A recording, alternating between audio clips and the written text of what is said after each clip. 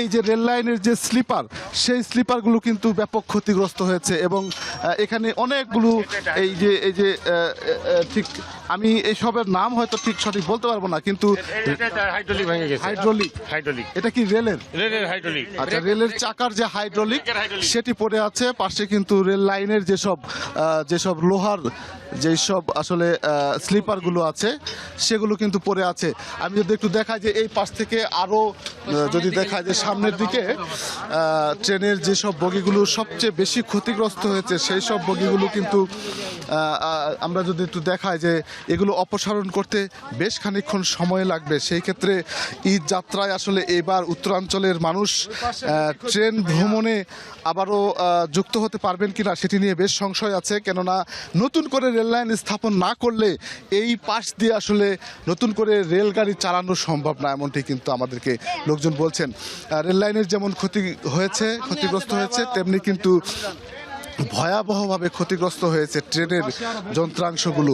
আমি আমার camera person সাব্বিরকে বলবো ট্রেনের ভেতরের দিকে না যেতে, কেননা এটি এখনও ঝুঁকিপূর্ণ এবং ফায়ার সার্ভিসের লোকজন তারা কিন্তু বলেছেন যে এই যে বগিগুলো আছে, যে বগিগুলো দুর্ঘটনা কবলিত, সেগুলো কিন্তু এখনো ঝুঁকিপূর্ণ অবস্থায় রয়েছে, যার কারণে এখান থেকে সরে যাওয়ার জন্য বারবার করে বলা হচ্ছে।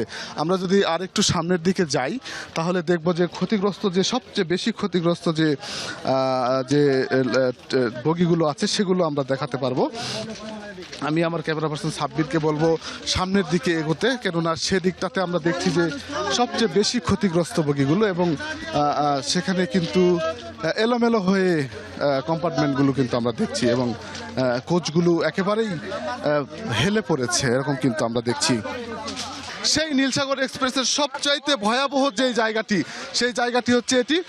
আমি যদি একটু দেখাই ক্যামেরার মাধ্যমে যে কম্পার্টমেন্টটি, অর্থাৎ এই ট্রেনের যে বগিটি আছে এফএক্স এক্সট্রা 2 অর্থাৎ অতিরিক্ত 2 নম্বর বগি, এখান থেকেই কিন্তু আসলে যে পরপর 8টি বগি পড়ে আছে এবং এর সামনের একটি বগি, মোট 9টি বগি কিন্তু লাইনচ্যুত হয়েছে। এবং সবচেয়ে বড় যে ক্ষতিগ্রস্ত জায়গা সেটি আমরা যদি একটু দেখাই যে সবচেয়ে বড় ক্ষতিগ্রস্ত জায়গাটি হচ্ছে এই জায়গা, একেবারে ট্রেনের যে চাকাগুলো আছে সেই চাকাগুলো কিন্তু লাইন থেকে উঠে ঠিক রেল লাইন থেকে সটকে কিন্তু অনেক দূর পর্যন্ত পড়ে গেছে।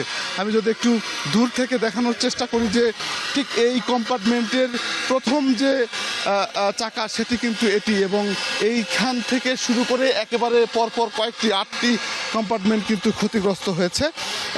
এই চাকাগুলো কিন্তু সরানো এবং এই বগিগুলো আবারও সরিয়ে নিয়ে যাওয়া, এটি কিন্তু বেশ খানিকটা সময় লাগবে এমনটি কিন্তু আমরা দেখতে পাচ্ছি। এবং স্থানীয়রা বলছেন এই ধরনের দুর্ঘটনা কিন্তু এর আগে কখনো কেউ দেখেননি এবং এত বড় দুর্ঘটনা সেটি আসলে একেবারে অকল্পনীয়।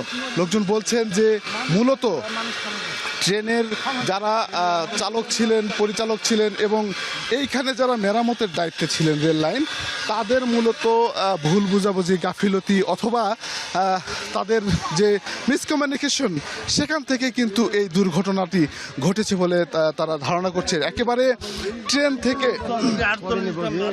একেবারে লাইন থেকে আসলে ট্রেন কত দূরে চলে গেছে, ঠিক আমি যেখানে দাঁড়িয়ে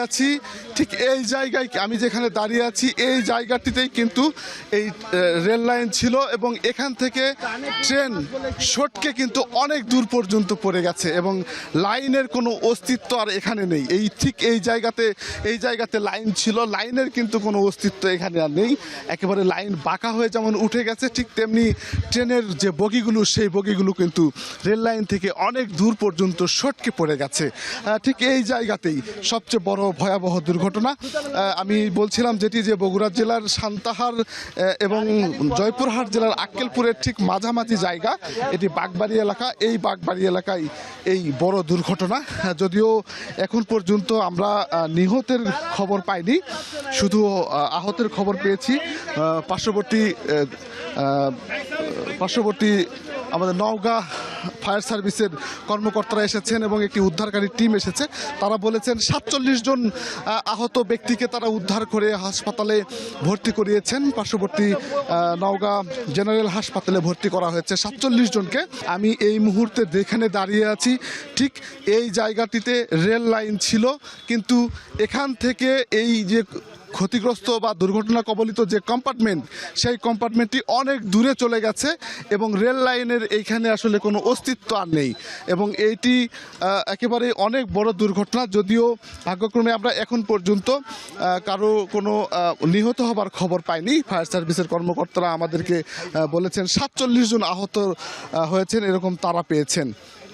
এই দুর্ঘটনার জন্য স্থানীয় লোকজন, ট্রেনের যারা পরিচালক ছিলেন, চালক ছিলেন এবং এখানে যারা এই রেল লাইন মেরামতের কাজ করছিলেন তাদের মধ্যেকার যে ভুল বুঝাবুঝি বা তাদের মধ্যেকার মিসকমিউনিকেশন এবং অবহেলা ছিল, এই অবহেলাকেই দুষছেন স্থানীয়রা। এই মুহূর্তে যদি আমি আবার একটু দেখাই যে ক্ষতিগ্রস্ত বগিগুলো কিন্তু হেলে পড়ে আছে এবং এখনও কিন্তু স্থানীয় প্রশাসন এবং যারা ফায়ার সার্ভিসের কর্মকর্তা এসেছেন তারা কিন্তু বলেছেন আমাদেরকে যে এখন পর্যন্ত এই যে হেলে পড়া যে বগিগুলো আছে সেই বগিগুলো কিন্তু বেশ ঝুঁকিপূর্ণ অবস্থায় আছে, কেননা এটি যে কোনো সময় আবারও দুর্ঘটনার শিকার হতে পারেন, যে কেউ এর আশেপাশে না থাকবার জন্য ফায়ার সার্ভিসের পক্ষ থেকে বলা হচ্ছে।